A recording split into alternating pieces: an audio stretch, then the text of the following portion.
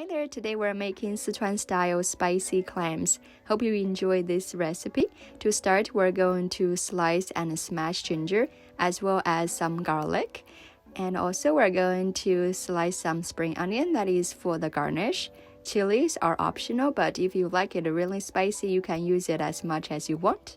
To prepare clams, we're going to bring a pot of water to boil after we throw in the ginger, spring onion, Szechuan peppercorn, and cooking wine. Throw in the clams to cook for a couple minutes. Remove from the heat. Now quickly heat up some cooking oil, adding garlic, ginger, chilies to mix until fragrant. Simply throw in the clams to mix. Most importantly, we're going to throw in this Szechuan spicy seasoning sauce to mix. Finally, adding some beer or wine and a little bit of water. Bring to boil and simmer it for 5 minutes. Garnish with some spring onion. There you have it. Look at that. This is so good. Please give it a try. Thank you for watching. Have fun cooking.